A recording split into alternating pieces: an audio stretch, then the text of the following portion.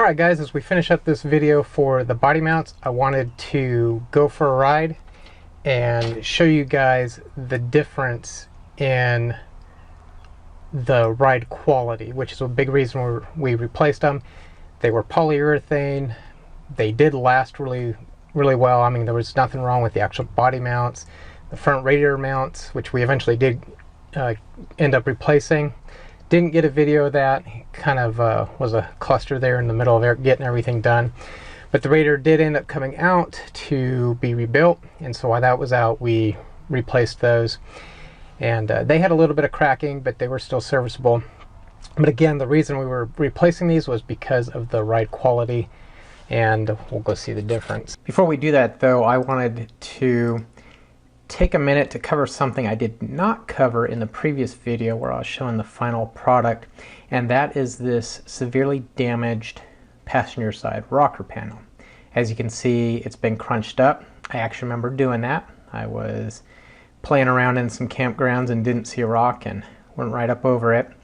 But anyways, this is how it ended up turning out. As you can see, the upper part that you actually see standing up at the, just standing level, looks much better. You can see a little waviness in the very bottom, but overall, just seeing it standing at it from the side and going down the street is a big difference from this to that. And that was probably several hours. My guess is somewhere between 10 and 15 hours of hammering it out as straight as I could. I did not open it up to hammer it all the way out and re-weld it back together.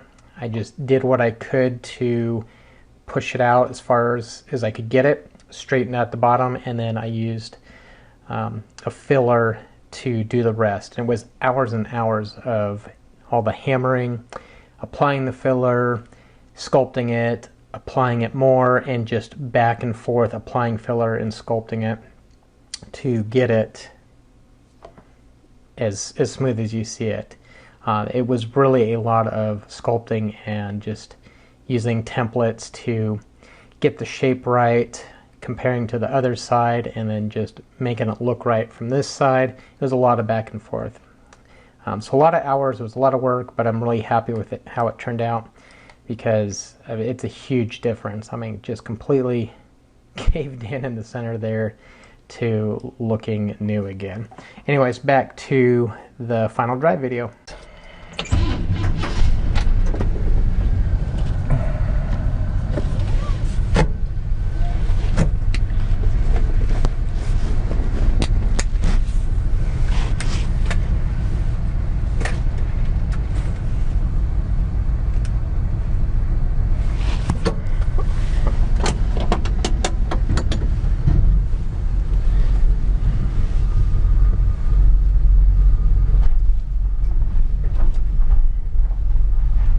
So before stuff like that, just bumps were really jarring, and you could actually hear noises.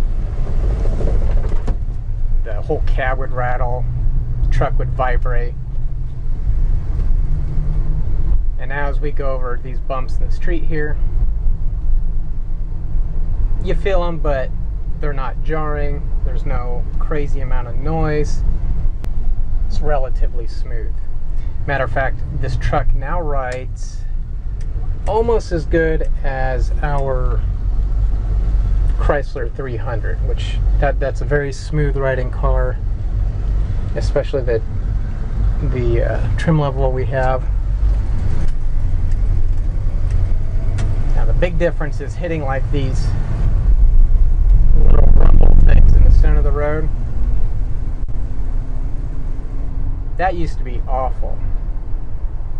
It would just vibrate like crazy. The whole upper cab would vibrate, and it was just, again, awful. Awful is the only word I can say. Every little bump in the road, you could feel it, you could feel vibrations, and now you can just feel the suspension absorbing everything like it's supposed to, and you don't even notice the frame and body mount vibrations anymore. It's very smooth, made a huge difference in the ride quality, and I'm loving it. So guys, if you're looking at replacing your body mounts, I highly recommend going with the rubber ones. No, they're not going to last as long, but the ride is way better. The polyurethane ones are just too harsh.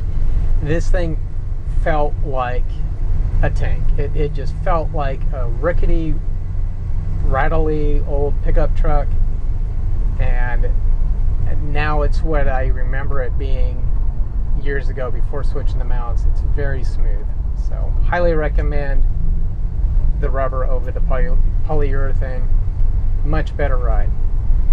So I hope this video was useful, and you guys have a good day.